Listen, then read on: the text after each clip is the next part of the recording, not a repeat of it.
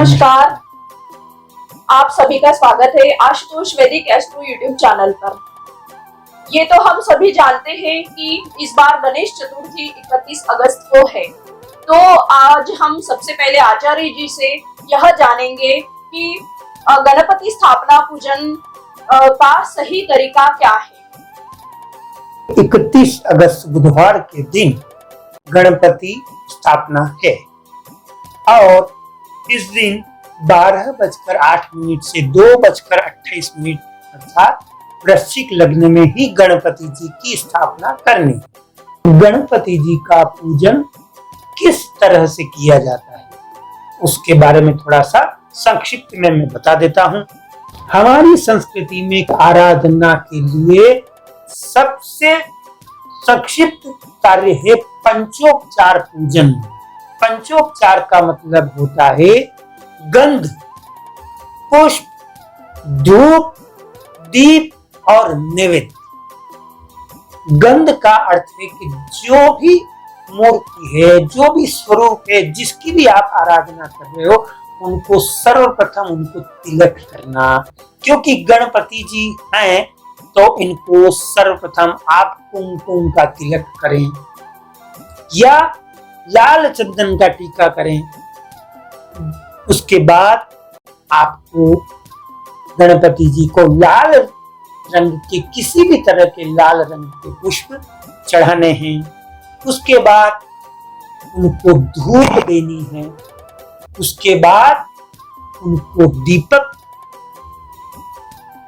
बताना है और उसके बाद नैवेद्य अर्थात जो भी भोग अर्थात मोदक हो या गुड़ हो, किसी भी तरह का आपके किसी भी तरह के कृत्य में, मैंने पूर्व वीडियो में भी कहा और मैं हमेशा कहता रहूंगा, आपका भाव महत्वपूर्ण है कि इस पंचोपचार के पूजन में भी अगर आपने पूर्ण भाव से गणपति जी महाराज को पूजन किया तो यह निश्चित है कि आपके घर में या जिस किसी उद्देश्य से आप पूजन कर रहे हो, आपको उसका प्रतिफल मिलेगा ही।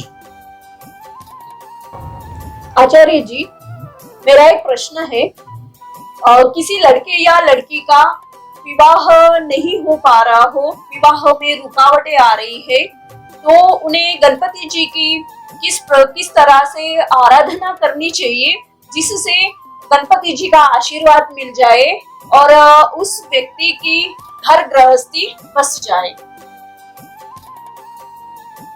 सर्वप्रथम जिस किसी कन्या या लड़की का विवाह नहीं हो रहा है, उसको एक लाल आसन बिछा लेना है। सामने एक चौकी या एक पाटा, जो कोई भी साधन आपके पास उपलब्ध हो, उस पर एक लाल वस्त्र बिछाकर गणपति जी महाराज को स्थापित कर देना।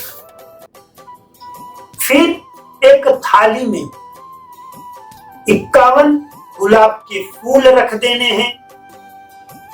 लाल चंदन, कुमकुम, अक्षत, अबीर, पुष्प, धूप, दीप और नैवेद्य में अगर आप मोदक बनाते हैं या मोदक रखते हैं तो बहुत बढ़िया, और अगर नहीं भी हो तो आप गुड़ का भोग भी रख सकते हैं। फिर गणपति जी महाराज से प्रार्थना करनी है कि यह कृत्य मैं मेरे विवाह में जो विलंब हो रहा है, उस विलंब को दूर करने के लिए कर रहा हूं और मेरी यह मनोकामना आप पूर्ण करें। और जो कोई भी विघ्न मेरे इस कार्य में आ रहा है या किसी भी दोष या कुंडली में किसी भी ग्रह के कारण या और कोई भी विघ्न हो, उन सभी विघ्नों को और दोषों को दूर करें और मेरे इस अनुष्ठान को आप सफलतापूर्वक संपन्न करें। अब उसके बाद थोड़ा सा गणपति जी महाराज को जल चढ़ाना है। थोड़ा सा जल चढ़ाया और उसके बाद लाल चंदन और कुमकुम जो मैंने आपको बोला है वह गणपति जी महाराज को तिलक लगा देना। फिर जो अबीर मैंने बोला है वह अबीर चढ़ा देना। फिर दीप लगा देना।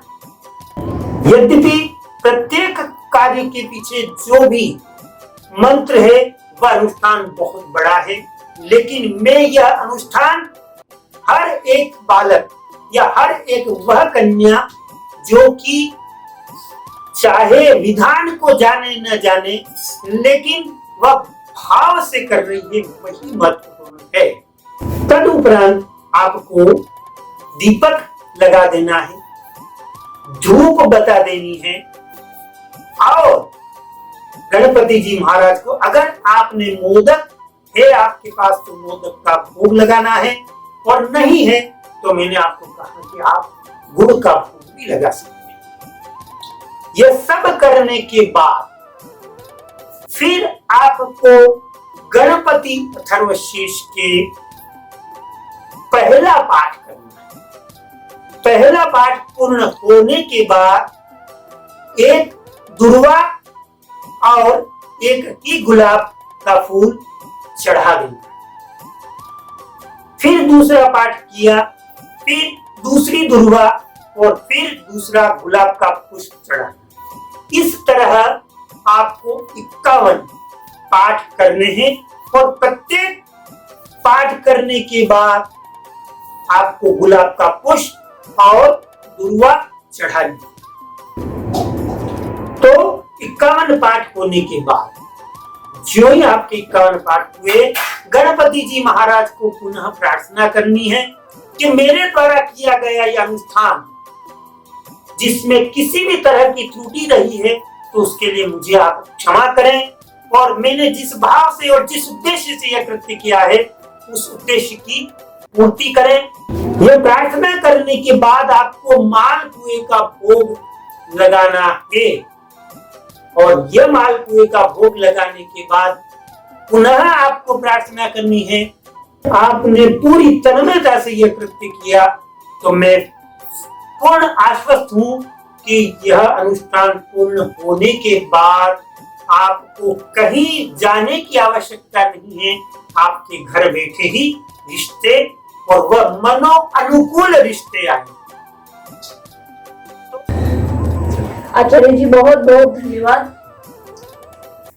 उम्मीद है आपको हमारा यह प्रोग्राम पसंद आया होगा, तो चैनल को लाइक, सब्सक्राइब एंड शेयर जरूर कीजिए और अपने सुझाव कमेंट बॉक्स में जरूर दें। धन्यवाद।